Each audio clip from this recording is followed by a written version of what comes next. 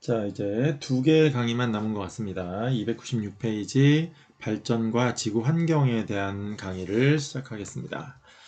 자, 가나다라마 그림은 잠시 보시고요. 여기에서 어떤 에너지들을 활용하고 있는지 그 에너지들을 지금도 활용할 수 있다는 이야기고요. 어떤 에너지들 한번 지금 살펴보면 되겠네요. 다음에 발전이라고 하는 개념이 나왔죠. 발전은 뭐라고 그랬죠? 일으키다라는 거죠. 뭐를? 네, 전기 에너지를. 그래서 전기 에너지를 만들어내는 거. 그래서 어떤 에너지를 역사 속에서 활용했는데 결국은 뭐겠어요? 이 에너지들을 전기를 만들어내는데 사용하고 있다. 이런 얘기들을 하기 위한 내용이겠고요. 자, 첫 번째 가는 벌써 나와 있네. 조력 에너지를 이용해서 외근을 물리쳐다 이렇게 나와 있죠. 조력 에너지를 이용해서 발전할 수 있다. 이런 얘기예요. 자, 그다음에 이건 뭘까요? 두 번째 나는 바람이네요. 그럼 바람의 힘은 뭐예요? 네, 풍력 에너지겠죠. 그래서 풍력 에너지를 이용해서 마찬가지로 발전할 수 있다는 이야기고요. 다는 태양을 이용한 거기는 한데 정확하게 해야 됩니다. 태양 불 내는 거죠. 이거 광일까요? 열일까요? 네, 이거는 열이에요. 그래서 태양열 에너지를 이용해서 나중에 또 발전하는 게 나올 거고요. 다음에 라는 뭘까요? 네, 온천이죠. 온천은 뭘 이용하는 거죠? 그쵸. 땅에 있는 열입니다. 그래서 지열 에너지라는 걸 이용해서도 역시 발전을 하게 되는 거고 마지막으로 뭐? 네, 수력입니다. 물레방아죠. 그래서 수력 에너지를 이용해서 마찬가지로 발전을 하게 된다. 이런 것들이 이번 단원에 나와 있다라는 이야기입니다. 자, 한번 볼게요. 학습 목표를 살펴보시면 첫 번째 핵발전의 원리와 장단점을 좀 알아보고 그다음에 개선 방안도 알아보자. 할 게 많네요. 핵발전 원리 알아야 되고 장점 알아야 되고 단점 알아야 되고 단점이 있으면 이제 개선할 수 있는 방안도 얘기할 수 있어야 된다라는 이야기입니다. 자, 두 번째 태양광 발전 그다음에 풍력 발전 요 두 가지를 원리도 파악하고 장단점 파악하고 단점이 있으니까 마찬가지로 개선 방안 파악해라라는 이야기고요. 마지막으로 지구 문제 해결을 위해서 태양열 핵발전, 태양광 발전, 풍력 발전을 지구 문제를 해결할 때 어떤 식으로 쓰일 수 있는지를 한번 평가해보자 이런 이야기입니다.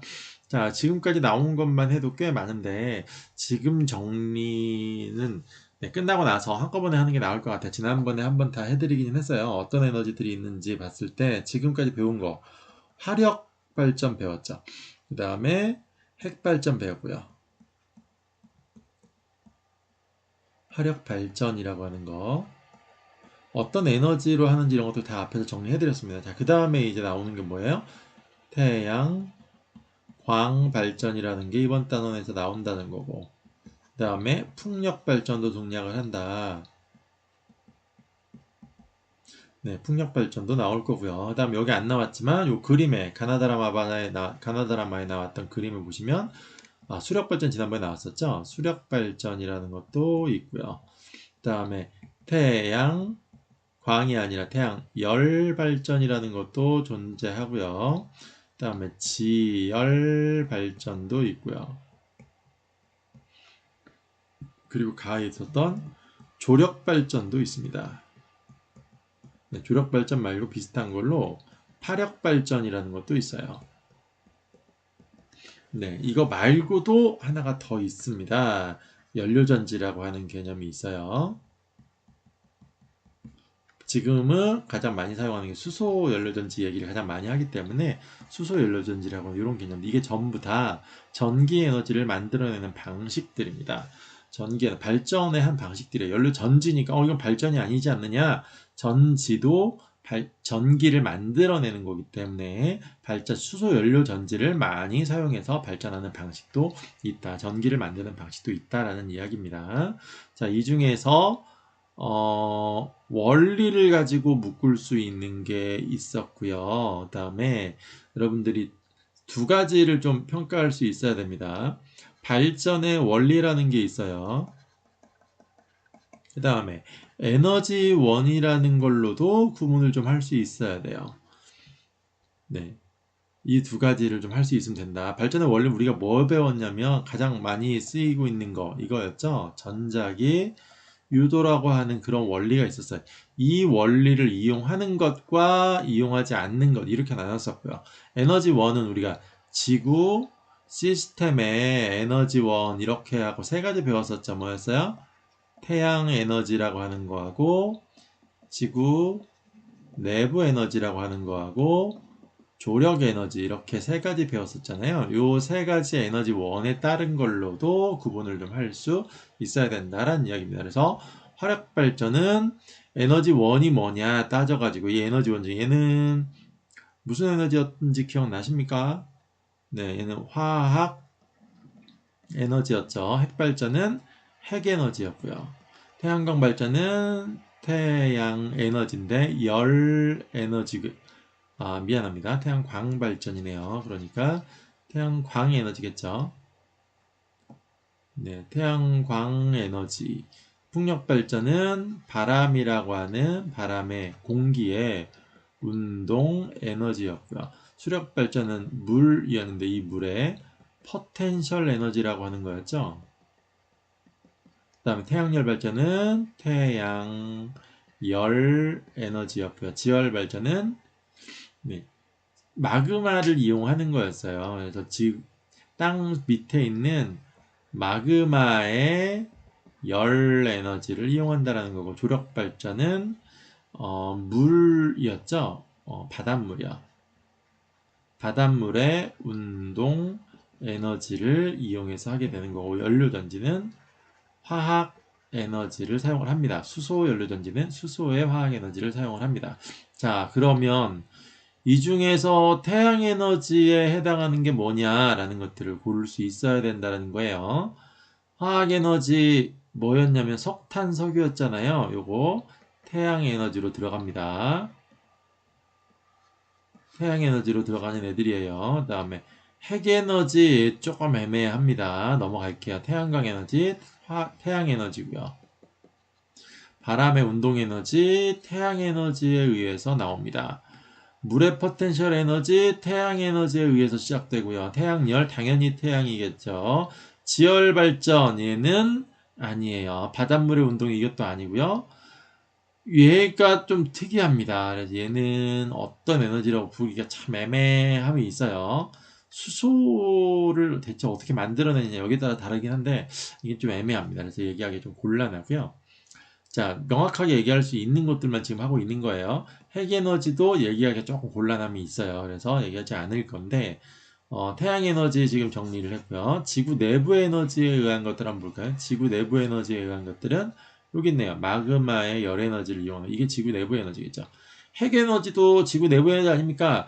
그렇게 얘기하기 조금 곤란합니다. 지구에 있는 물질로 한다고 다 지구 내부 에너지라고 하지는 않거든요. 그래서 지구에 있는 물질은 맞아요. 그래서 얘가 지구 내부 에너지라고 그나마 좀 할 수는 있을 텐데 엄격하게 지구 내부 에너지다 이렇게 정확하게 얘기하기도 좀 애매해요. 물질이 그렇게 되면 수소도 그렇게 됩니까? 라고 했을 때 좀 애매해지거든요. 이건 조금 생각을 해봅시다. 마지막으로 조력 에너지 얘는 분명합니다. 조력 에너지 태양, 달의 인력 이런 거 있잖아요. 그래서 요거요. 바닷물의 운동 에너지가 요 운동은 조력 에너지에 의해서 생깁니다. 화력 발전과 조력 발전에 의해서 조력 발전이요. 파력 발전은 또 달라요. 네. 파력 발전의 경우에는 똑같은 바닷물의 운동이긴 하지만 파력 발전은 얘는 태양 에너지입니다.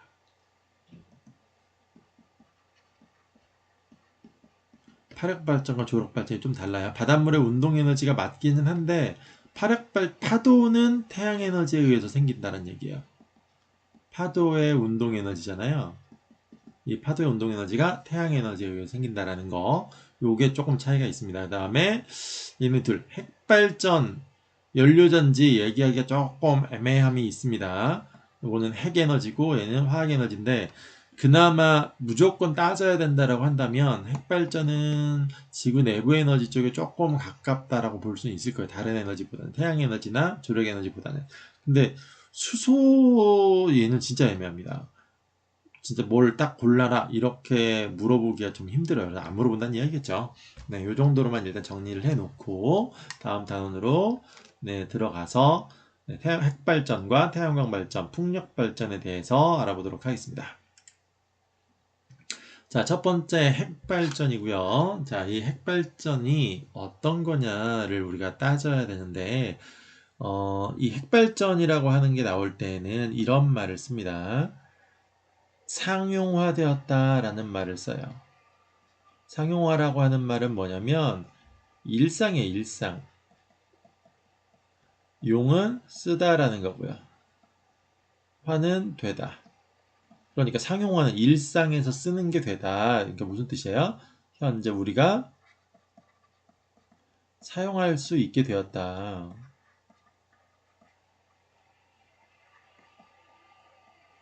이거를 상용화되었다 이렇게 얘기를 해요. 상용화된 거라는 거는 우리가 현재 사용할 수 있게 되는 이런 것들을 얘기를 합니다. 그래서 핵발전을 이야기할 때는 뒤쪽에 한 번 더 나오기 때문입니다. 앞에 우리가 핵 융합 반응, 태양 에너지의 근원을 할 때 핵 융합 반응이라는 거 배웠잖아요. 기억납니까? 네. 안 나면 찾아보세요. 앞에 강의요. 태양 에너지의 근원하고 있는 강의를 찾아보시면 핵 융합 반응이라고 하는 게 나옵니다. 이 핵 융합 반응은 뭐였냐면 수소 원자 4개가 헬륨 원자 핵 하나로 변하면서 에너지가 튀어나온다. 왜? 질량 결손이 생겼죠. 질량을 비교해 보면 핵의 질량을 비교해 보면 얘가 조금 더 크단 말이에요. 4개의 수소를 합친 게 수소 원자핵을 합친 게 하나의 헬륨 원자핵의 질량보다 더 컸기 때문에 뭐가 생겼다? 따라서 질량 결손이라고 하는 게 생겼고 이 질량 결손이라고 하는 부분이 뭘로 변해 이 결손된 질량이 다 에너지화된다. 아인슈타인이 발견했던 무슨 원리였더라? 네, 질량, 에너지, 등가 원리라고 얘기를 해드렸어요. 책에는 안 나오지만 참고로는 기억을 좀 해놓으세요.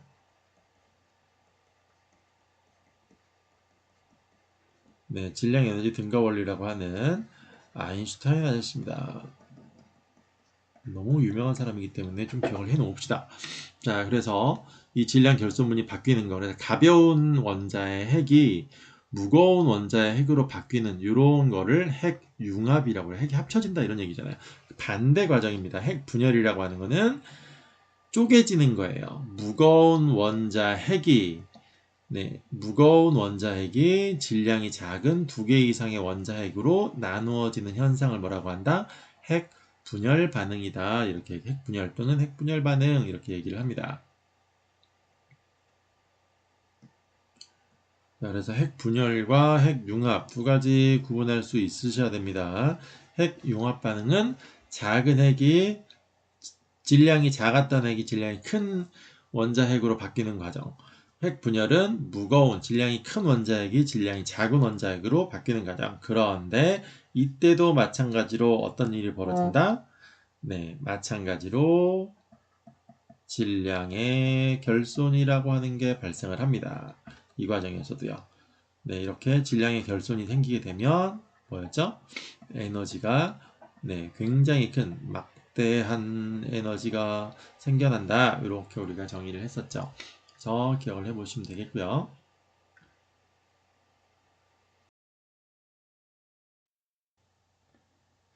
자, 그러면 책을 한번 내용을 조금 살펴보면서 전체 내용을 좀 파악하고 다시 정리를 하도록 할게요. 자, 화석 연료를 사용하기 전에 태양이나 바람, 물 등이 가진 에너지를 이용했답니다. 그러다가 석탄으로 산업혁명이 일어났고 석유를 대량으로 소비하고 있고요. 그 결과 화석연료의 고갈이라든지 이런 환경 문제들이 발생했습니다. 환경 문제를 대처하기 위해서 그리고 화석연료를 대처하기 위해서 핵에너지라든지 다른 에너지들을 개발을 했는데 핵에너지는 어떻게 만들어지는 것이냐 그런 설명이죠. 자, 첫 번째 우라늄 235라고 하는 핵 연료를 사용을 합니다. 핵발전의 연료는 우라늄이라고 하는 걸 사용을 하고요. 이 우라늄 235라고 하는 건 질량수가 수소의 235배다 이런 얘기예요. 수소 원자 핵의 235배의 질량을 갖고 있는, 그러니까 수소 원자핵 235개를 합친 것만큼의 질량을 갖고 있는 그런 원자핵이에요. 우라늄이라고 하는 원자핵은요. 자, 이 원자핵을 구성하고 있는 입자에는 양성자, 중성자 이런 것들이 있었죠. 그 중에서 중성자를 충돌시킨다고 지금 나와 있네요. 중성자를 어떻게 충돌시키느냐? 속도가 느린 중성자를 충돌시킵니다. 네. 왜 그런지는 뒤에 설명할게요. 자, 그 다음에 어떤 일이 벌어진다? 충돌을 시키게 되면 이 중성자가 부딪히면서 얘를 꽝 하고 때리게 되면 얘가 우라늄 235가 불안정해요. 안정적인 애가 아니야. 불안정한 애입니다. 그러다 보니까 충격을 받으면 이렇게 쪼개져 버려요. 그래서 뭐 바륨이라든지 뭐 크립톤이라든지 뭐 이런 것들로 쪼개지게 되는 이런 일들이 벌어지는데 우리 책에는 뭐 따로 나와 있는 건 없으니까 더 이상 뭐 깊게 설명하지는 않고요. 어쨌든 더 작은 우라늄보다 더 질량이 작은 그런 두 개의 핵으로 쪼개지는 이런 상황이 벌어지는데 그냥 쪼개지기만 하는 게 아니라 쪼개지는 과정에서 중성자가 몇 개가 더 튀어나오는 일이 벌어진다라는 이야기입니다. 이렇게 중성자 몇 개가 더 튀어나와요. 하나가 쪼개질 때 아까 하나 들어왔죠. 하나 들어왔는데 지금 뭐 3개 날아가고 있잖아요. 이런 식으로 근데 3개만 날아가는 것도 아니고 더 날아가기도 합니다. 어떻게 쪼개지는지에 따라서 달라요. 자, 그런데 중요한 건 뭐냐면 그러면 요거를 A라고 할게요. 요거를 B라고 하고요. 여기 중성자 3개 있죠. 그럼 처음에 중성자 1개랑 우라늄 235 얘의 질량의 합하고요. 그 다음에 A하고 B, 그 다음에 중성자 3개 있죠. A랑 B의 질량을 합쳐서 중성자 3개의 질량을 합친 이 질량의 합을 비교해보면 어떤 일이 벌어진다? 줄어요. 네, 질량이 더 적어집니다. 즉, 뭐가 생긴다? 질량의 결손이 생기게 되고요. 이 질량 결손이 뭐로 바뀐다? 바로 열 에너지로 바뀌게 된다라고 하는 게 바로 핵분열 반응의 가장 큰 핵심입니다. 이 열 에너지는 바로 질량 결손에서 나온다라는 거고요. 이 질량 결손에서 생기는 에너지를 이용해서 물을 끓입니다. 네, 그 이유는 앞에서 우리가 화력발전 설명할 때 같이 했었죠. 터빈 설명할 때 했었습니다. 물을 끓이면 수증기가 나와서 움직여서 터빈을 돌려서 발전기를 돌려가지고 정자기 유도에 의해서 전기를 생산하는 이런 방식이겠죠. 자, 이런데 아까 중성자 3개 나왔다고 그랬죠. 이 중성자가 주변에 있는 우라늄을 또 때려요. 그럼 얘네들이 또 부서지면서 지금 중성자 3개씩 계속 튀어나왔죠. 여기 2개가 튀어나왔고요. 여기 2개가 튀어나왔고 더 튀어나오기도 합니다. 이런 식으로 계속 하니까 지금 옆에 있는 걸 또 때리면 중성량에서 더 늘어나니까 더 많은 우라늄을 또 때릴 수 있겠죠. 이런 식으로 반응이 계속 연결되는 걸 뭐라고 부르냐면 연쇄 반응 이렇게 불러요. 연쇄 반응이라고 해서 핵분열이 연속적으로 연쇄적으로 일어난다라고 해서 연쇄 반응이라고 하는 얘기를 하게 됩니다. 자, 전체적인 과정은 이게 다예요.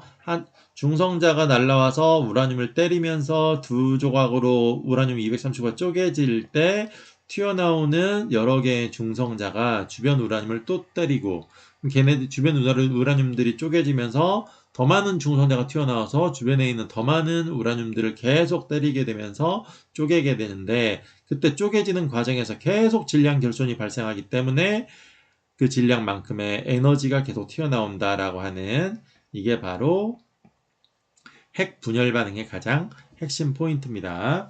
그 에너지를 우리는 뭐에 쓰느냐? 물 끓이는 데 씁니다. 그래서 아래쪽에 보시면 원자로라고 하는 게 나와 있죠. 맨 마지막만 한번 볼게요.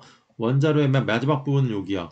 이 부분을 보시면 지금 어떻게 되어 있습니까? 좀 더 확대해서 한번 볼게요.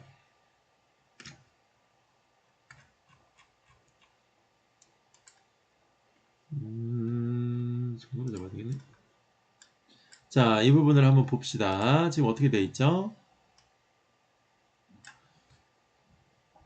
여기에서부터 열이 이렇게 오면 여기 물 끓이는 거예요. 물 끓여서 수증기가 이쪽으로 이렇게 요 부분이 지금 물이 끓고 있는 거고 물을 끓이면 수증기가 밖으로 이렇게 빠져나갑니다. 그러다가 바깥쪽에 그럼 뭘 설치해 놓으면 되겠어요? 이 관의 끝부분에다가 그렇죠. 터빈을 설치를 해 놓는 거죠. 네, 관이 너무 작으니까 관 좀만 확대를 좀 해볼게요.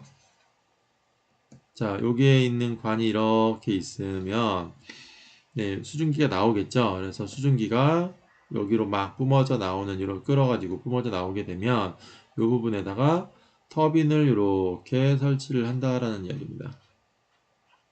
자, 터빈을 설치를 하고 터빈의 끝에다가는 고정자인 자석을 달아 놓고요. N극과 S극으로 되어 있는 자석을 달아 놓으시고, 그리고 주변을 뭘로? 네, 코일로 이렇게 감싸 주시면 얘가 돌아가면서 네, 터빈이 돌아가면서 돌면서 전기가 생기겠죠. 그래서 전기 에너지가 생산되는 이런 방식으로 사용하고 있다. 그래서 원리는 화력 발전하고 똑같습니다. 그런데 물을 뭘로 끓이느냐? 바로 핵이 분열하는 과정에서 튀어나오는 에너지를 이용해서 물을 끓인다. 이것만 차이점이 있었다라는 거 기억하시면 되겠습니다. 이 정도 사이즈네. 네, 맞네요. 자, 그 내용 한번 다시 보고 정리해 드리도록 할게요. 자, 보시면 원자로의 원리를 다시 한번 보시면 제어봉이라는 게 들어가 있죠. 그다음 감속제, 감속이 뭐예요? 네, 깎다, 적어지다라는 감소하다. 속도요. 그러니까 속도를 느리게 만드는 재료입니다. 재료. 그러니까 속도를 느려주게 만드는 그런 재료가 들어있고요. 제어봉이라고 하는 건 뭔가 조절하는 거겠죠. 제어라고 하니까 조절한다 이런 뜻이잖아요. 그래서 조절하는 어떤 막대기들이 들어있다는 거예요. 자, 어떤 용도로 쓰이는지를 한번 살펴봅시다. 자, 첫 번째, 중성자가 튀어나오는데 이 중성자를 느리게 만들어야 됩니다. 왜 느리게 만들어야 되느냐? 너무 빠르면 반응이 격해지겠죠. 반응이 격해지면 우라늄도 더 빠르게 분열되겠죠. 그러면 에너지가 더 빠르게 많이 방출되겠죠. 그럼 결국 뭐가 됩니까? 네, 폭발이죠. 네, 폭탄이 됩니다. 원자 핵을 이용한 거니까 뭐가 되는 거야? 네, 핵폭탄이에요. 핵폭탄과 핵발전의 가장 중요한 차이는 뭐다?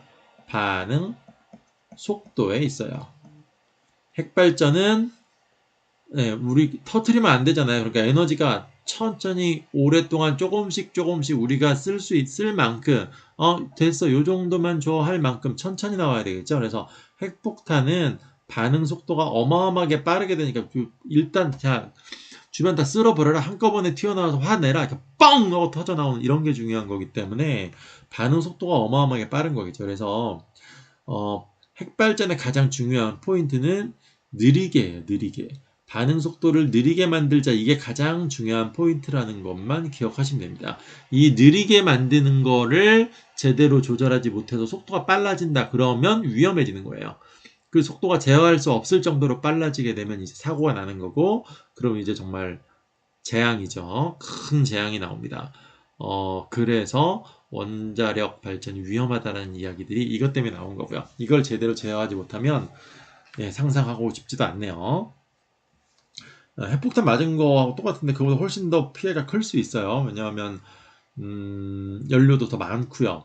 그 다음에 사람이 살고 있는 데서 더 가깝게 설치가 되어 있죠. 우리가 핵실험하거나 이렇게 할 때에는 사람 없는 곳에다 하거든요. 그래서 그 내용들이 쭉 나와 있습니다. 자, 느리게 만드는 게 중요하다. 왜? 반응 속도 느리게 해야 되니까 중성자도 느리게 돌아다녀야 된다고. 그래서 느리게 만들게 하는 게 매우 중요하다. 그렇게 해서 감속재라고 하는 것, 속도를 느리게 만드는 재료를 사용을 합니다. 어떻게 하면 되느냐면 그냥 완충작용을 시키는 거예요.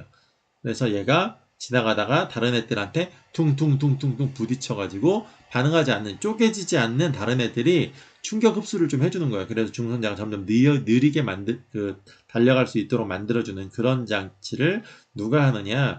흑연, 연필심이죠. 흑연가루나 물을 이용하는데 둘 중에 뭐가 더 편하겠어요? 네, 물이 되게 편하겠죠. 그래서 핵발전소는 바닷물을 끌어와서 씁니다. 그래서 그 물을 계속 이용하기 때문에 바닷가 근처에 많이 설치가 되어 있죠. 거의 대부분의 핵발전소는 그래서 바닷가에 설치가 되어 있는 이유입니다. 감속제로 물을 사용하기 때문이다. 자, 두 번째.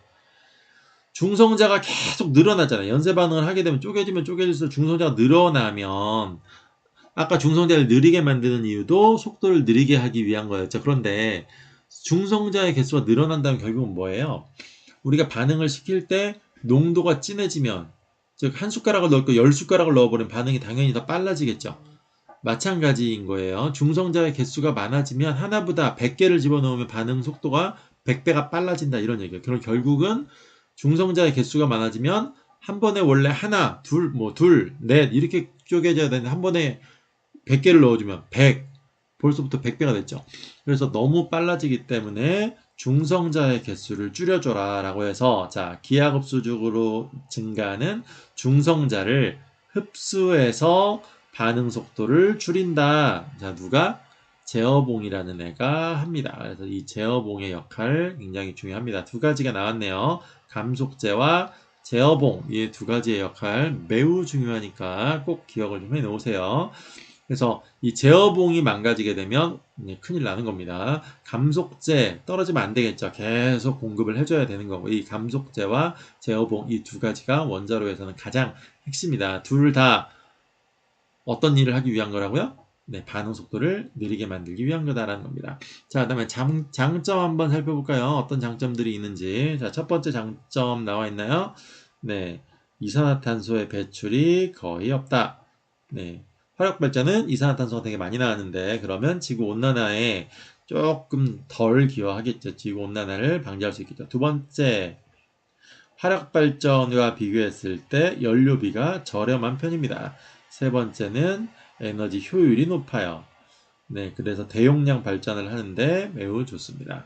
자, 그런데 단점들이 나옵니다. 첫 번째, 방사성 폐기물이 계속 처리하려고 나와요. 그래서 이 방사물 폐기물을 땅속에다 묻는데, 어디 땅속에다 묻는 것 때문에 항상 문제가 됩니다. 우리 집 근처에 묻고 싶진 않잖아요. 그래서 이런 것들 때문에 계속 문제가 되고 있고, 이 폐기물 처리장 때문에. 두 번째는 방사능의 유출 피해가 어마어마하다. 이건 핵폭탄을 맞은 거하고 똑같기 때문이겠죠. 그래서 이런 것들을 어떻게 하면 이런 단점들을 보완할 수 있을지, 개선 방안이 뭘지에 대한 연구들은 계속 진행을 하고는 있습니다. 아직 뭐 해결이 나진 않았지만요. 자, 핵발전에 대한 이야기들 간단하게 정리하고, 네, 해볼까요? 자, 핵발전이요. 원리는 뭐였어요? 네, 핵 분열 반응을 이용을 합니다. 그 다음에 연쇄 반응이었죠. 뭐하고 뭐가? 우라늄과, 네, 핵 분열 반응인데, 우라늄과 플러스 중성자입니다. 이거의 연쇄 반응에 의해서 진행이 됩니다. 네, 중요한 건 뭐라고 그랬냐면, 매우 중요한 부분은 뭐예요? 반응 속도를 어떻게 만들어야 된다? 느리게 조절하는 게 매우 중요합니다. 이 반응 속도를 느리게 조절하지 못하면, 네, 네, 큰 문제가 생길 수 있다라는 거, 어느 정도 큰 거냐, 핵폭탄급이 됩니다. 그래서 정말 폭발로 이어질 수 있다는 거. 그래서 이게 가장 중요하다라고 하는 것들을 기억을 하시면, 반응 속도를 느리게 조절하기 위해서 두 가지 장치가 필요한데, 이 반응 속도를 느리게 만들기 위해서 어떤 거 필요해서, 첫 번째는 감속제가 필요했었고요. 두 번째는 제어봉이라고 하는 게 필요했다. 자, 각각의 역할 한번 얘기해 볼까요? 감속제는 감속제가 어이가 아니라 아이예요. 미안합니다. 네, 감속제는 그야말로 속도를 줄이는 재료 이렇게 되는 거고요. 제어봉은 제어에 쓰이는, 뭔가를 제어하는 데 쓰이는 막대기 이런 이야기인데, 자, 어떤 것들이었죠? 감속제는 누구의 속도? 중성자의 속도를 느리게 만드는 재료입니다. 물질이에요. 자, 그 다음에 제어봉이라고 하는 거는 장치인데, 어떤 장치? 중성자를, 이것도 사실은 재료긴 한데 중성자를 흡수합니다. 네, 중성자를 흡수해서 중성자의 개수를 줄여요. 얘는 속도를 느리게 만드는 거라면 이거는 중성자의 개수 자체를 줄여요. 그래서 어떻게 한다? 결과적으로 반응 속도를 느리게 만드는 그런 역할을 하는 장치가 바로 제어봉이다. 이렇게 감속제와 제어봉의 역할이 뭔지 명확하게 알고 계셔야 되겠고요. 장단점을 비교하는 것들은 화력발전과 우리가 비교를 해서 기억을 해 놓으셔야 됩니다. 자, 첫 번째로는 장점. 한 세 가지 나왔죠. 두 번째는 단점. 단점은 우리가 잘 알고 있죠. 첫 번째는 뭐예요? 방사능, 폐기물 문제. 이거 어떻게 할 거냐라는 거고요. 두 번째는 뭐예요? 방사능 유출됐을 때의 피해. 이게 어마어마하다라는 거죠. 그래서 이 두 가지 굉장히 중요한 피해다라는 거고요. 그다음에 장점이라고 하는 것들은 뭐가 있었죠? 첫 번째는 CO2 안 나옵니다. 두 번째는 효율이 좋아요. 누구보다? 화력 발전보다 효율이 좋습니다. CO2가 안 나오는 건 뭐 화력 발전하고 비교할 필요도 없이 아예 안 나오는 거니까 상관이 없고요. 그 다음에 효율이 좋다. 세 번째, 연료비가 저렴하다. 요 정도가 핵발전이 갖는 그런 장점이었다. 그래서 좀 기억을 해 놓으셔야 되겠습니다. 자, 확인 문제 한번 보시면 원자로에서 에너지 생산량을 조절하는 장치 뭡니까? 에너지 생산량을 조절하는 장치는 바로 장치라고 했으니까 제어봉 이렇게 얘기를 해야 되겠죠. 제어봉과 감속제 두 개를 다 얘기해도 뭐 그렇게 틀렸다라고 얘기하기는 좀 힘든데 장치라고 얘기했으니까 감속제는 정말로 그냥 재료예요. 그래서 어떤 모양 형태를 띠는 게 아니라 이 통 안에 여기 보시면 이렇게 되어 있는 통 안에 채워놓는 물질이지 어떤 장치라고 보기는 좀 힘들기 때문에 장치라고 물어보면 제어봉 이렇게 얘기를 하는 게 좋겠죠. 자, 다음 페이지로 넘어가도록 하겠습니다. 태양광 발전이네요. 자, 태양광 발전 여기서부터는 자세한 내용을 설명하기가 조금 어려워요. 그래서 간단한 내용들로만 하고 넘어가도록 할게요. 궁금하신 분들은 물리원에서 더 배우시면 되겠습니다. 자, 첫 번째 태양광 발전에 대한 이야기요. 태양광 발전은 태양에서부터 우리가 바로 얻는 거겠죠. 태양광을 직접 전기 에너지로 전환한다. 그러면 태양 에너지가 바로 전기 에너지로 전환되니까 우리 앞쪽에서 우리가 에너지 전환할 때 아마 이은주 선생님 뭐 했을 것 같은데 에너지 전환 과정에서 배운 거 있었죠. A 에너지가 A 에너지라고 하니까 좀 그렇네요. 예를 들어서 우리가 화력 발전 한번 얘기해 볼까요? 전환 에너지 전환 단계라고 하는 것들을 따져보면 화력 발전의 경우에는 처음에 화학 에너지에서 시작을 하겠죠. 이 화학 에너지를 연소시켜서 열 에너지로 만들고요. 이 열 에너지를 이용해서 물을 끓이죠. 수증기로.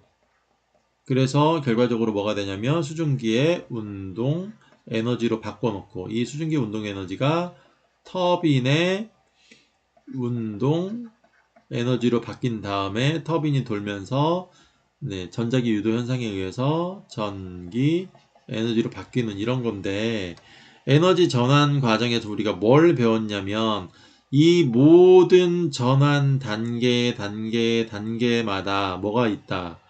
열 에너지의 손실이라고 하는 게 항상 존재한다. 이렇게 우리가 배웠습니다. 예, 맞아요. 자, 그러면 태양광 발전을 보니까 지금 어떻게 되어 있어요? 태양광 발전의 에너지 단계를 보면 심플하죠? 처음에 뭐가? 태양 에너지가 바로 뭘로 바뀌어요? 네, 전기 에너지로 바뀌어요. 단계가 적네요. 그럼 단계가 적으니까 효율이 높으냐? 그렇진 않아요. 손실되는 건 분명히 적기는 합니다. 그렇지만 아직은 그렇게 많은 양의 에너지를 우리가 다 사용할 수가 없어요. 태양광 발전이 효율이 그렇게 좋은 편이 아니다라는 거 이거는 좀 기억을 하세요. 발전 단계는 분명히 에너지 전환의 단계는 짧아서 효율이 되게 좋아 보이긴 하는데, 네, 그렇게 잃어버리는 에너지가 적기는 하지만, 처음에 태양 에너지 자체가 100이라고 했을 때, 여기 화학 에너지가 100이라고 했을 때, 열 에너지로 예를 들면 90이 나오고, 운동 에너지로 80이 가고, 터빈의 운동 에너지로 갈 때 이제 80까지 가면 곤란하겠네요. 뭐 예를 드는 거긴 하지만 뭐 60이 간 다음에 터빈의 운동 에너지로 40이 가고 그다음 전기 에너지로 30이 나오고 그러면 이 과정에서 전부 다 10 손실됐고 여기는 30이나 손실됐고 여기에서 20 손실됐고 또 10 손실됐고 이런 식으로 손실이 돼요. 그런데 태양 에너지가 전기 에너지로 바뀌는 요 과정에서 현재까지는 대략 한 20%? 그러니까 100을 줬을 때 현재는 전기 에너지를 바꾸는 게 20밖에 안 돼요. 열 에너지로 그럼 80이 사라집니까? 그렇진 않아요. 태양광을 받았을 때 태양광이 그냥 반사되어 가지고 날아가 버리는 것도 되게 많고요. 열 에너지 그다음에 열 에너지로 나오는 것도 많고요. 이것들을 다 합쳐서 빠져나가는 것들이 많고 태양의 자체를 활용을 못 해요. 요 화학 에너지는 열 에너지로 90%나 어쨌든 바뀌었잖아요. 열 에너지를 포함하더라도 90%나 바뀌었는데 여기는 아예 전환율 자체가 아직까지는 좋은 편이 아닙니다. 그래서 참고하시기 바라고요. 그나마 반사되는 걸 최대한 줄이려고 태양 전지판 보시면 다 무슨 색깔이죠? 어두운 색깔이잖아요. 흡수를 최대한 많이 하려고. 그럼에도 불구하고 반사돼서 날아가거나 아니면 열 에너지로 빠져나가거나 이런 것들이 80% 이상 됩니다. 그래서 효율이 그렇게 좋은 편이 아니에요. 태양 에너지는 단계는 적지만 효율이 좋은 편은 아니다. 라는 것들을 좀 기억을 해 놓으시 바라고요. 자, 원리는 뭐냐? 자세하게 설명은 힘들고요. 반도체 이것만 알고 계시면 돼요. 반도체가 되게 특이한 반도체가 있구나. 그래서 자, 반도체가 나왔으니까 또 설명을 해야 되는 게 있네요. 도체. 그다음에 도체가 나오면 또 뭐가 나와야 되는 거죠? 네, 부도체가 있겠죠. 네, 그리고 반도체가 있습니다. 자, 그 다음에 마찬가지로 내년에 배울 거기 때문에 지금은 그냥 참고로만 알아두시는데 어떤 게 있냐면 광전 효과라고 하는 개념이 있어요. 요 광전 효과 역시 또 유명한 앞에서 나왔죠. 아인슈타인 아저씨가 발견합니다. 그래서 발표를 하는데 광전 효과는 뭐냐? 태양광이요. 태양광이라고 하면 태양만 한정적이니까 그냥 빛이라고 해야 되겠네요. 빛이 빛광자잖아요. 빛이 저는 전기 에너지입니다. 그래서 빛이 바로 전기 에너지를 만들어낸다 이런 얘기거든요. 여기서 전기라고 하는 건 사실은 정확하게 보면 전자인데 어떤 물질에 빛이 비춰지면 그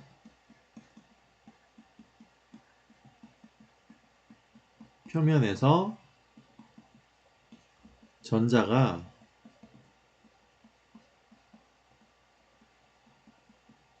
튀어나간다 이런 현상을 발견을 합니다. 그래서 어느 정도 세기 이상의 빛을 쪼여주게 되면 물질들이 전자를 방출하는구나 이런 현상을 발견을 하게 돼요. 누가? 아인슈타인 아저씨가요. 그래서 광전 효과라고 이름을 지었습니다. 빛에 의해서 전자가 튀어나가는 거는 결국 전자가 움직이는 거잖아요. 전자의 이동이죠. 전자의 흐름으로도 얘기할 수 있겠고 그럼 결국 뭐예요? 전류가 되겠죠. 그래서 전류의 개념으로 연결이 됩니다. 그래서 광전류라는 말을 쓰게 돼요. 그래서 이런 모든 물질이 다 갖고 있는 특성이긴 합니다. 근데 물질마다 어느 정도의 빛을 받아야 전자를 바깥으로 방출하는지 그게 달라요. 그래서 사람들이 그 성질을 좀 더 이용해 보려고 뭘 만드느냐? 반도체를 만들기 시작을 합니다.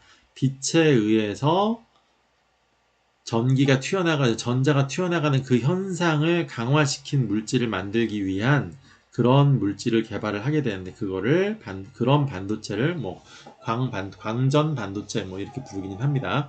자, 도체와 부도체는 우리가 기억이 나시나요? 도체는 전기가 잘 흐르는 물질이었죠.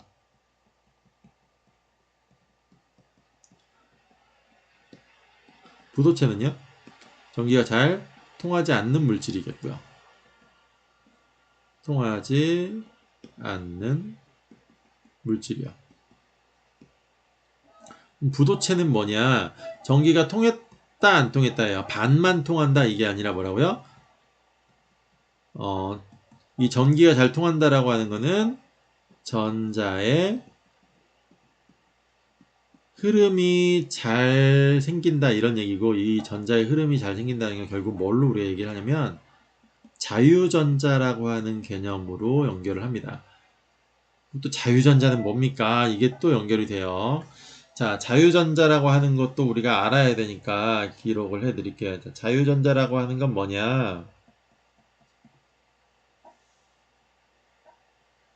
네, 자유전자라고 하는 거는 하나의 원자에 구속되지 않는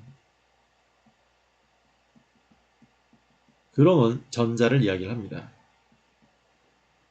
구속되지 않고 원자와 원자 사이를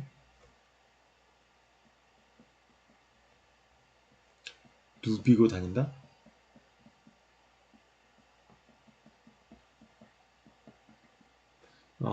조금 표현이 이상하네요. 원자와 원자 사이를 누비고 다닌다가 맞긴 맞는데, 한 원자에서 다른 원자로 자유롭게 이동이 가능한 전자를 이야기를 합니다. 그래서 한 원자에서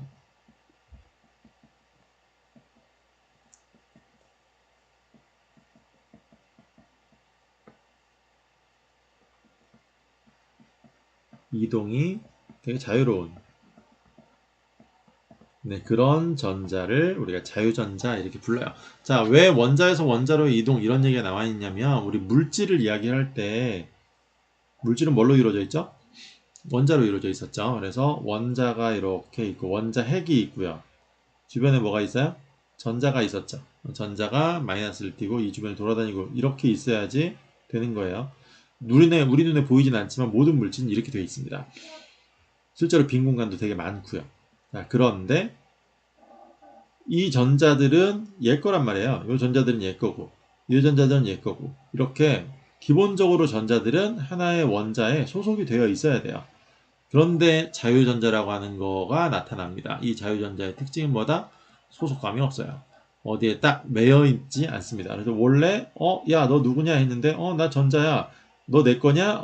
그런가? 근데 얘가 여기에만 있는 게 아니라 돌아다니다 이쪽으로 넘어가기도 하고, 여기로 넘어가기도 하고, 이쪽으로 넘어가기도 하고, 여기 있는 전자도 마찬가지로 이렇게 그냥 여기를 막 왔다 갔다 이렇게 됩니다.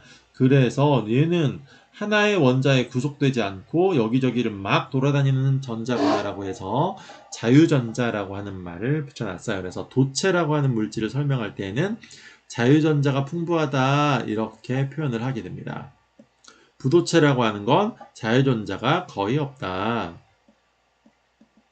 전부 하나의 원자에 소속되어 있는, 그런 구속되어 있는 전자들만 있어요. 그러니까 원자에서 원자를 건너다니지 못해요, 전자들이. 그렇기 때문에 전자의 흐름이 여기에 플러스와 마이너스를 걸어주면 마이너스에서 플러스로 전자가 계속 이동을 해가야 되는데 못 간다고요.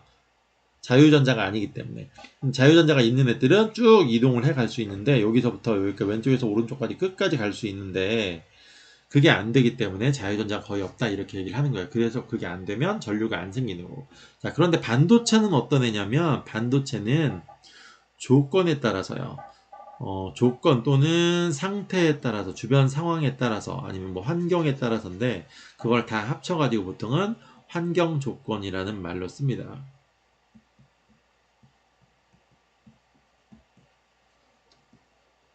네, 환경 조건에 따라서 어떻게 되냐? 전기가 통하기도 하고 통했다가 안 통했다가 하는 물질이에요. 그래서 반만 통한다가 아니에요. 어떨 때는 통하고 어떨 때는 안 통하고, 도체와 부도체를 왔다 갔다 한다예요. 환경 조건에 따라서 전기가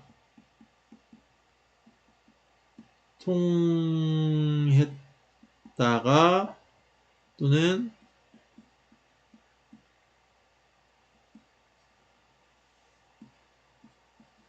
이런 물질을 이야기를 합니다. 반도체라고 하는 건 전기가 반쯤 흐른다가 아니에요. 절반 정도 흐른다 이렇게 해석하시면 안 됩니다. 반도체는 환경 조건에 따라서 전기가 어떤 조건이 되면 잘 통하다 도체처럼 행동했다가 어떤 조건이 또 그 조건이 만들어지지 않으면 부도체처럼 자유전자가 사라지는 이런 물질을 반도체라고 불러요. 그 중에서 이 환경 조건이 보통은 열에 의한 환경 조건을 가장 많이 받아요. 온도에 의해서. 그래서 온도가 달라지면, 그래서 온도가 높아지면 자유전자가 좀 더 에너지를 받아서 전자들이 이동을 해 다닙니다. 그래서 자유전자처럼. 그게 일반적인 반도체인데, 특이한 반도체를 사람이 만들어냈어요. 빛에 의해서 영향을 받는, 빛을 받으면 자유전자가 생겨나는 그런 반도체를 어떻게 하다 보니까 만들어낸 거예요. 원래 물질들은 광전 효과를 가지고 있었어요. 그래서 빛이 비춰지면 전자가 튀어나가긴 했는데 그거에 좀 더 민감하게 반응할 수 있는 그런 물질을 개발을 해낸 거예요. 그래서 광반도체, 광전 반도체 이렇게 얘기를 하는 거고요. 자, 다시 이제 그림 쪽으로 한번 가서 설명을 해드릴 건데 첫 번째 그림을 보시면 태양광을 흡수하고 있죠. 누가? 얘네들 둘이 전부 다 반도체예요. 아래쪽도 반도체고 서로 다른 반도체입니다. 그건 나중에 배워요. 위아래 성질이 서로 다른 반도체예요. 그런데 이 성질이 다른 반도체 중에서 위쪽에 있는 반도체의 기본적인 특징이 태양광을 흡수해서 뭐가 만들어진다? 자유전자를 만들어냅니다. 자유전자라고 하는 거 아까 뭐라고 그랬어요? 원자와 원자 사이를 막 이동해 다닐 수 있는 전자라고 그랬잖아요.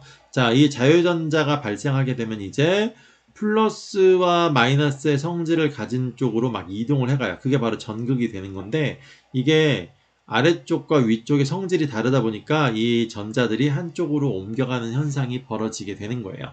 그래서 한쪽으로 이렇게 옮겨갔다가 이 위아래 간의 전선을 이렇게 딱 연결을 해주면 전자가 많은 곳에서 전자가 적은 쪽으로 전자가 휙 하고 이동하는 전자의 이동이 형성이 되는 거고 바로 전류겠죠. 물론 방향은 항상 전자와 전류의 방향은 반대지만 전류가 형성이 된다. 그래서 기전력이 발생하게 된다.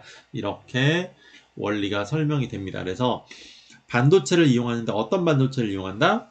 빛에 의해서 환경 조건에 따라서 자유전자가 생기는 건데 어떻게? 빛에 의해서 자유전자가 생기는 그런 반도체를 이용해서 빛을 많이 받게 하면 전자가 생길 거고 서로 다른 성질의 반도체를 이렇게 붙여놓게 되면 둘 중에 한쪽 방향으로 밀려가는 일이 벌어져요. 전자들이 생긴 자유전자가 한쪽 방향에 밀려가 있게 됩니다. 몰려가 있게 돼요. 그 한쪽 방향으로 몰려가 있는 그 순간에 양쪽의 전선을 연결해서 스위치를 딱 연결을 해주면 한쪽 방향으로 반대 방향이 몰려가 있던 애들이 그 전선을 타고 쫙 이동해가는 이런 현상이 생기게 된다. 바로 전류가 생긴다.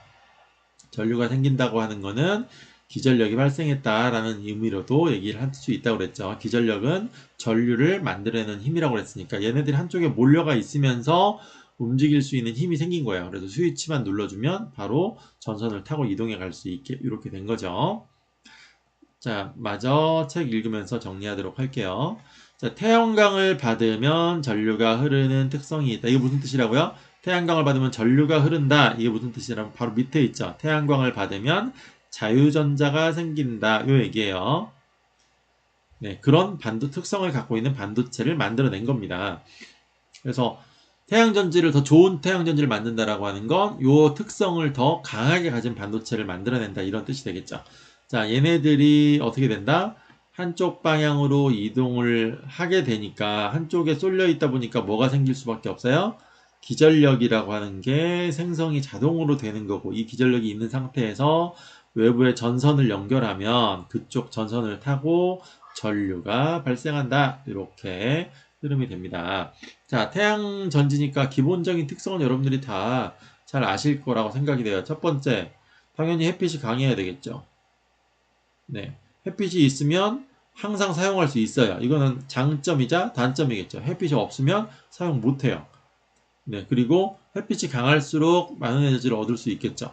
햇빛이 약하면 당연히 사용 못해요. 그러니까 겨울에 힘들고 이런 것들이 바로 단점이 될 겁니다. 자, 이렇게 뭐 생겨 있는 건데요. 장단점 한번 정리를 해봅시다. 자, 첫 번째 장점들 나와 있나요? 네, 이거 장점인지 단점인지 잘 보세요. 계절의 영향을 받는다. 이거죠. 계절의 영향을 받는다. 여름, 봄, 여름, 가을, 겨울에 따라 달라진다는 얘기죠. 두 번째, 일조량의 영향을 받는다. 태양이 똑같은 계절이라도 흐린 날, 맑은 날에 따라서 일조는 태양이 비추는 날 양이다라는 거예요. 날일자, 태양 일자하고 비추다라고 하는 조자에서 태양빛이, 햇빛이 얼마나 오랫동안 비치고 있는지. 그러니까 장마철 이럴 때에는 여름이지만 태양이 계속 구름에 가려져 있으니까 당연히 안 나겠죠. 자, 이렇게 된다라는 거. 이 두 가지를 합친 게 바로 뭐냐면 발전 시간이 제한적이다 이런 뜻입니다. 자, 계절의 영향을 받는다, 일조량의 영향을 받는다. 그 다음에 3으로 써도 되기는 뭐 하겠죠. 말 자체가 조금 다른 느낌이 드니까. 그 다음에 4번 또 어떤 피해가 있냐면 반사되는 빛 때문에 피해를 받기도 합니다. 이 태양전지에 반사되는 빛이 다른 데로 너무 강하게 가가지고 영향을 주는 이런 일도 벌어진다라는 겁니다. 그 다음에 5번 설치 면적이 넓어야 돼. 아까 얘기했죠. 효율이 떨어지거든요.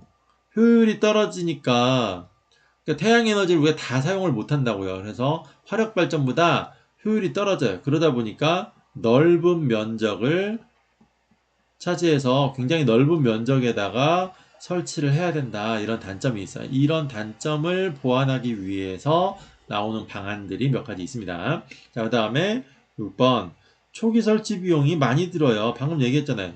효율이 떨어지니까 넓은 면적에 지어야 되겠죠. 그래서 넓은 면적에다가 태양전지판을 계속 설치해야 되다 보니까 돈이 많이 들겠죠. 다 연결되는 부분입니다. 자, 그런데 장점 첫 번째 유지 보수가 간편합니다. 한번 설치해 놓으면 뭐 신경 쓸 게 별로 없어요. 그냥 가만히 놔두면 돼요. 자, 그 다음에 두 번째, 당연히 환경 문제가 없겠죠. 네, 아까 얘기했던 반사되는 빛 때문에 무슨 영향을 주는 거 외에는 환경 문제가 거의 없고요. 세 번째, 태양이 존재하는 한 에너지를 계속 얻을 수 있다. 네, 이런 겁니다. 자, 그러면 아까 개선 방안 이런 거 보시면 뭐 시험과 직접적인 연관은 없겠지만 우리가 넓은 면적을 차지하고 있는데 그래서 요새는 어떻게 많이 사용을 하고 있냐면 투명한 반투명이겠죠? 네, 투명한 태양전지도 나오고 있어요.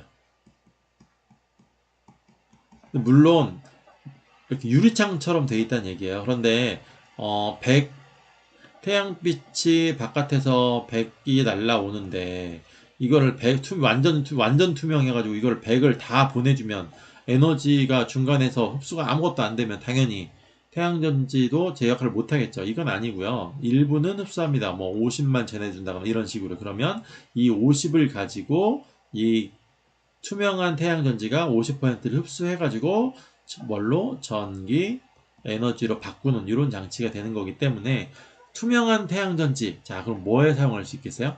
그렇죠. 건물, 유리창. 이런 데에 다 사용할 수 있다는 뜻이 되는 거예요. 그러면 모든 건물의 유리창을 남쪽을 향하고 있는 건물의 유리창을 전부 다 우리나라에 건물 엄청 많잖아요. 그런 건물들의 유리창을 전부 다 바꿀 수 있으면 면적이 필요 없겠죠. 우리나라는 땅덩어리가 좁은데 넓은 면적을 차지해야 된다는 얘기예요. 그래서 미국이나 이런 데 보면 사막에 어마어마하게 넓은 면적에다가 그냥 다 태양광 발전을 설치해 놓고 있습니다. 자, 그런데 우리나라는 그 정도 땅이 없잖아요. 대신에 건물들은 많으니까 건물 유리, 건물 외벽 이런 것들, 그 다음에 요새는 건물 지붕, 뭐 천장 부분, 옥상 이런 데다 많이 설치하고 있죠. 그래서 건물, 옥상, 그 다음에 고속도로 우리나라 많잖아요. 이 고속도로 옆에 보시면 방음벽 설치되어 있죠. 고속도로 자동차 소리 막으려고 이렇게 칸막이 같이 이렇게 설치되어 있는 거 있잖아요. 도로 그 사이드에. 이 방음벽의 한쪽 면, 태양이 비치는 남쪽 면을 전부 다 태양전지로 설치해 놓는 유럽 같은 경우는 이렇게 많이 설치를 하고 있습니다. 그래서 고속도로 방음벽이라든지, 그다음에 고속도로 휴게소에 있는 주차장, 주차장 너무 뜨겁죠. 이 주차장에 지붕을 설치해서 이 주차장 지붕 밑에 자동차는 서늘하게 네, 좀 시원하게 그늘을 만들어주고 그 위에는 태양광 발전을 설치를 해놓고 이런 방식으로 하기도 하고 다양한 방식으로 합니다. 그 다음에 우리나라는 삼면이 바다로 되어 있죠. 그래서 바다 위에다가 설치하는 경우도 있습니다. 그래서 우리 책에 나와 있는 사진이 바로 바다 위에다가 설치한 그런 사진입니다. 이렇게. 이건 땅이네요. 바다 위에도 설치를 요새는 많이 하고 있습니다. 알고 계시면 되겠고요. 관련된 사진은 나중에 오프라인 수업 때 보여드리도록 하겠습니다. 자, 이렇게 해서 태양광에 대한 정리를 좀 해봤고요. 마지막으로 풍력 발전으로 넘어가도록 합시다. 자, 풍력 발전은 더 간단합니다. 없어요. 다른 게. 그냥 네, 에너지 원 이것만 파악하면 되겠고 이 날개 자체가 터빈이에요. 발전기만으로 이루어져 있습니다. 그래서 날개 자체가 터빈인 거고 터빈에다가 네, 그냥 발전기에다가 터빈 달아놓은 건데 터빈을 일반적인 터빈보다 날개가 훨씬 더 큰 걸로 달아놨다. 이게 다예요. 그래서 풍력 발전은 방식 자체는 그냥 딱 발전기 하나 있는 모터 하나하고 터빈 하나 있는 이런 가장 간단한 방식으로 되어 있다는 겁니다. 자, 책 읽으면서 바로 정리할게요. 풍력 발전기는 바람의 운동 에너지를 이용한다. 잘 나와있죠. 바람의 운동 에너지를 활용한다. 네, 바람이라고 하는 건 공기겠죠. 그래서 공기의 운동 에너지겠고요. 자, 그 다음에 바람의 세기가 강하거나 날개의 길이가 길수록 날개를 통과하는 공기의 양이 많아져서 전력 생산량이 증가한다. 중요한 포인트 나왔죠. 자, 전력 생산량을 증가하기 위한 방법이 뭐다? 날개를 통과하는 공기의 양을 많게 만들어야 됩니다. 네, 날개를 통과하는 공기의 양이, 이 양은 시간당 양이에요. 단위 시간당 날개를 통과하는 공기의 양이 많아져야 되겠죠. 그래서 결국은 무슨 뜻이냐면 속도겠죠. 바람이 빨리 불어야 된다, 세게 불어야 된다 이런 뜻이 되는 겁니다. 그래서 바람이 멈추면 당연히 풍력 발전도 멈추기 때문에 바람이 많이 부는 곳에 있어야 되겠죠. 그래서 바람이 지속적으로 부는 산이나 바다 근처에다가 설치를 하게 된다. 그래서 굉장히 간단합니다. 우리 학교에도 그 통일공원이라고 이렇게 바람개비 설치해 놓은 데 있죠? 전부 다 거기에다가 모터만 달아, 조그만 모터 하나씩만 달아 놓으면 전부 발전이 가능한 거예요. 풍력 발전이 됩니다. 그래서 장점 바로 나와 있네요. 설비가 간단합니다. 네, 설비가 비교적 간단해요. 다른 발전에 비해서입니다. 다른 발전에 비해서 설비가 간단합니다. 그리고 비용도 당연히 설비가 간단하니까 비용도 저렴하겠죠. 자, 환경오염? 당연히 없겠죠. 네, 이런 장점들이 있어요. 그런데 단점으로 또 뭐가 있느냐? 바람이 예측하기가 쉽지 않아요. 일정하지 않습니다. 그래서 발전량도 당연히 예측하기가 쉽지 않아요. 자, 두 번째. 곤충이나 새가 날아가다 부딪힐 수 있어요. 그러면 예, 날개가 문제가 생깁니다. 그래서 회전이 잘 안 되는 이런 문제가 생겨요. 그러면 당연히 전력 생산이 감소하겠죠. 그 다음에 세 번째. 태풍 불거나 해서 너무 세면 고장나기도 합니다. 네, 이런 단점들이 있다는 거. 그 다음에 또 뭐예요? 이거는 조금 애매한 부분은 있어요. 자연 경관을 훼손시킨다라고 하는데 풍력 발전기 때문에 그걸 보러 가는 경우도 좀 있긴 하거든요. 그 구경하러 풍력 발전기 여러 대 막 설치되어 있고 그럼 멋있다고 하는 사람들도 있기 때문에 이거는 조금 애매함은 있어요. 그렇지만 다섯 번째는 명확합니다. 이 소음이 되게 커요. 가까이서 들어보면 무섭게 크게 납니다. 그래서 이 소음이 사람과 야생동물, 그 다음에 식물들에게도 아마 별로 좋은 영향을 주진 않을 것 같아요. 그래서 이런데 나쁜 영향을 주게 된다라는 이것들을 극복하기 위한 방안으로서 유럽에서 예시를 들어놨는데요. 바다에다 들자 이런 얘기입니다. 그래서 전력 생산을 늘리고 문제점 해결을 위해서 뭐 한다? 해양 풍력 발전 단지를 수성하고 있다. 우리나라도 그래서 제주도랑 서남해안에다가 해양 풍력 발전 단지를 많이 설치를 하고 있는 중입니다. 그래서 이렇게 풍력 발전소를 바다에다가 이렇게 많이 달아놓습니다. 바다는 바람이 항상 부니까요. 어디? 육지와 바다가 만나는 곳이겠죠. 육풍이나 해풍 이렇게 계속 부는 거. 자, 마지막으로 지구 환경 문제를 대처하는 발전 방식에 대해서 정리하고 끝내도록 할게요. 여기는 뭐 특별한 내용이 있는 건 아니어서 읽어보면서 끝낼 겁니다. 지구환경 문제를 어떻게 대처해야 되겠어요? 일단 가장 먼저 떠올라야 되는 단어, 이산화탄소겠죠. 그래서 이산화탄소를 줄여야 된다. 줄이는 수준이 아니라 없애야 됩니다. 이게 더 좋겠죠. 자, 두 번째는 에너지 자원이 고갈된다라는 거. 요 문제. 언젠가 떨어지게 된단 말이에요. 그래서 고갈되지 않는 에너지를 쓸 생각을 좀 해야 된다라는 이야기입니다. 그래서 이런 문제가 가장 심각한 거다. 얘네들을 어떻게 하면 극복할 수 있느냐라는 이야기들이 나오겠죠. 자, 첫 번째 해보기를 보시면 화석연료 사용 증가에 따라서 온실기체가 대량 배출되기 때문에 온난화가 심해지고 있다. 네, 이런 문제점이 있네요. 자, 그래서 뭐 기상이변이라든지 이런 것들이 발생한다. 그래서 어떻게 하자? 환경 친화적인 에너지, 재생 가능한 에너지, 이런 기술 개발로 자원 확보가 가능한 에너지, 그리고 장기적인 보급이 가능한 공공 에너지를 개발해야 된다. 이런 내용들을 얘기하고 있습니다. 자, 지금 배웠던 핵발전하고 태양광 발전, 풍력 발전의 장단점을 살펴본 다음에 제시한 기준에 맞을지를 잘 한번 생각해 보시고요. 모둠별로 써보는 거 우리가 모둠 활동을 할 수 없기 때문에 생략할 텐데 따로 써오시는 것들은 제가 반영을 해드리도록 하겠습니다. 여러분들의 태도라든지 관찰 기록 이런 것들을 해드릴 테니까 관심 있는 친구들은 여기 나와 있는 해결하기 이런 것들에서 뭐 보고서 써보자라든지 이런 것들을 해보시면 저한테 갖고 오는 대로 제가 살려서 그 내용들 잘 보고 살려가지고 기록할 수 있는 것들은 기록해드리도록 할게요. 자, 전 세계가 여러 가지를 활용하고 있답니다. 특히 풍력 발전을 많이 활용하려고 노력을 하고 있다네요.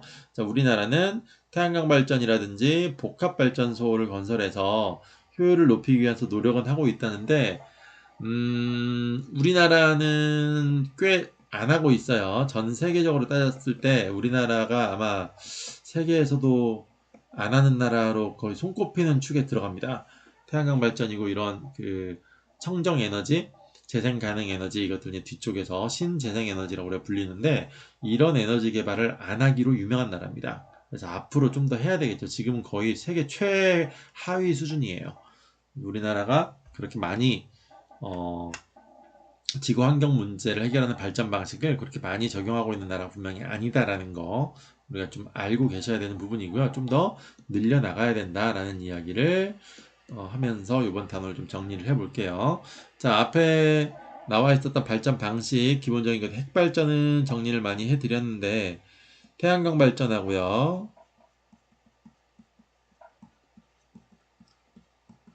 자, 풍력 발전에 대한 거, 정리하고 끝내도록 하겠습니다. 자, 에너지원은 뭘 사용하고 있죠? 태양광 발전은, 태양 에너지 바로 사용합니다. 태양 에너지를 바로 사용해서 전기 에너지로 바꾸는데 굳이 따지자면 광전 효과라고 하는 그런 원리를 이용해서 하는 건데 광전 효과를 적용한 반도체를 이용을 합니다. 이 반도체는 어떤 반도체? 태양 빛을 받으면 뭐가 만들어진다?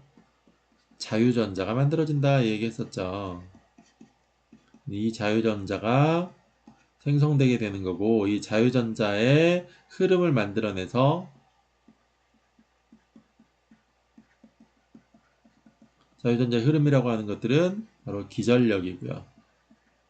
이 기전력에 의해서 전류를 만들어내는 이런 장치가 태양광 발전이다 라는 거였고요. 장점, 단점 다 좀 기억을 하셔야 됩니다. 장점 뭐뭐 넣었었죠? 앞에 또 보셔야 되나요? 장점이 꽤 많기는 했었죠. 얘는 첫 번째 무한합니다. 두 번째 친환경적이죠.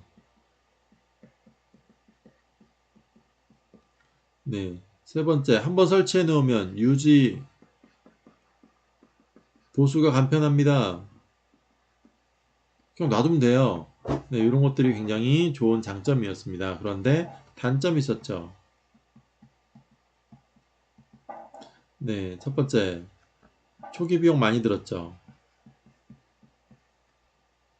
초기 비용이 너무 많이 들어요. 두 번째, 설치, 면적이 굉장히 많이 필요합니다. 설치 면적이 줄여 쓰기가 그런데 공간이 굉장히 많이 필요해요. 우리나라 땅 없는데 땅값 비싼데 공간이 되게 많이 필요합니다. 그 다음에 발전 시간이 제한적이다. 왜? 계절에 따라서도 달라지고 그 다음에 네, 하루하루도 역시 태양이 있을 때만 되기 때문에 발전 이런 것들이 제한적이었다라는 그런 문제점이 있었습니다. 왜 설치 면적이 많이 필요했더라? 네, 효율이 떨어져서요. 효율이 꽤 낮은 편입니다. 그래서 효율이 떨어지기 때문에 이런 문제점들이 있었다. 다른 것도 있었는데, 네, 여기 나와 있는 것들로 정리를 좀 해주셔야 됩니다. 이렇게 비슷비슷한데, 요거 하나는 중요하네요. 네, 빛이 영향을 주기도 한다라는 거 있었죠. 네, 네 번째, 반사되는 반사광에 의해서 피해를 받는 그런 경우가 있더라. 이런 것들도 단점이 되겠고요. 자, 태양광 발전에 대해서 살펴봤습니다. 자, 마지막 다음으로 풍력 발전이요. 자, 풍력 발전은 에너지원이 뭐였죠? 네, 공기의 바람의 운동 에너지였습니다. 근데 조심해야 될 거, 이 공기의 이동인데 공기의 이동이 결국 운동 에너지잖아요. 공기의 이동은 왜 생기느냐? 바로 태양 에너지에 의해서 생긴다라는 겁니다. 그래서 태양 에너지에 의해서 뜨거워진 공기는 위로 올라가고요. 그럼 이 자리가 비잖아요. 그러면 주변에 있는 차가운 공기들이 이쪽으로 들어오면서 바람이라고 하는 게 생겨요. 그러니까 태양 에너지에 의해서 지표면에 있던 뜨거운 공기가 위로 올라가는 순간에 주변에 있는 공기들이 일로 밀려 들어오면서 바람이 형성된 공기의 운동 에너지가 만들어지는 거기 때문에 결국은 태양의 에너지에 의해서 생기는 거다. 매우 중요하니까 기억을 꼭 해놓으시고요. 이 공기의 운동 에너지가 바로 전기 에너지로 변환이 됩니다. 무슨 원리였더라? 네, 전자기 유도에 의해서 바로 이어지겠죠. 자, 얘도 뭐 특별한 건 없어요. 이거는 그냥 가장 기본적인 발전기 원리 똑같았죠. 그래서 특별한 게 있는 거 아니고 장단점만 정리해 볼까요? 장점 설치비가 적었죠. 설치비가 작다라는 거 장점이죠. 두 번째, 간단합니다. 네. 자, 설치비가 작고 간단하다고 하는 장점이 있어요. 그 다음에 이것도 마찬가지로 환경 문제가 없죠. 네, 환경 문제 전혀 없겠죠. 바람밖에 없는데 뭐가 있어요. 네, 그래서 뭐 이산화탄소 이런 것들, 환경 오염물질 이런 것들 만들어내지 않는다. 이런 장점이 있었습니다. 자, 근데 단점은 뭐였더라? 마찬가지 태양업 똑같이 바람이 언제 불지 모르잖아요. 그래서 발전량이 예측하기가 좀 힘들어요. 어렵다 정도로만 해봅시다. 네, 발전량 예측이 힘들다. 왜? 바람 양이 변화하니까 네, 이런 문제가 있었고 그 다음에 두 번째 부딪히는 문제 있었죠. 새가 충돌이요. 그래서 효율이 떨어지는 문제예요. 당연히 날개가 잘 안 돌아가겠죠. 그래서 이거 다 걷어내야 됩니다. 세 번째는 강풍 피해가 있을 수 있었고 네, 파손입니다. 고쳐야 되겠죠. 네 번째는 소음 피해가 있을 수 있었다. 주변에 사는 사람들 위험합니다. 저도 주변 가봤지만 별로 가고 싶지 않아요. 멀리서 볼 때는 멋있습니다. 그런데 가까이서 보면 네, 겁이 더 많이 나더라고요. 저거 떨어지면 완전 죽겠다 이런 식의 영화에도 그런 장면이 나왔어요. 저 날개 떨어져가지고 막 이렇게 거의 죽을 뻔하는. 악당은 죽었고 예, 악당은 그거 때문에 죽었고요. 날개에 맞아가지고. 그 다음에 주인공은 안 죽더라고요. 아무튼 그런 게 있었습니다. 자, 여기까지 해서 쭉 정리를 해봤고요. 스스로 해결하기 문제, 에너지의 효율에 영향을 주는 요소들이 뭐 있는지 핵발전, 태양광 발전, 풍력 발전 다 한번 정리해 보시고 태양전지는 네, 수동선언 원리 네, 이야기해보자. 다음에 발전소의 안전수치 보고서 써보자. 이런 것들을 지금 다 하기가 좀 힘들고요. 1번은 매우 중요하겠네요. 태양광 발전은 일조량이 굉장히 중요했었고 풍력 발전은 바람이 얼마나 많이 부는지 다음에 날개가 얼마나 멀쩡한지 이런 것들이 있었죠.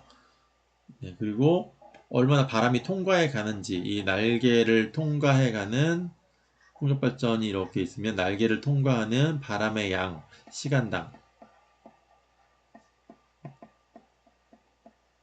날개를 통과하는 바람의 속도 이게 되겠죠. 그래서 그게 되게 중요했다. 발전량에 가장 큰 영향을 주는 요인이었다라는 게 있었고요. 태양전지의 경우, 핵발전의 경우에는 에너지 효율에 영향을 주는 거, 발전 속도겠죠. 그런데 너무 빠르면 빠를수록 당연히 에너지가 많이 나오겠지만 너무 빨라져서 통제 불가능한 상황이 벌어지면 우린 다 죽는 거예요. 폭탄입니다. 그래서 그런 부분을 조심해야 된다라는 내용이 있었습니다. 네, 여기까지 강의 마치도록 하겠고요. 다음 시간이 마지막 강의가 되겠네요. 네, 수고하셨습니다.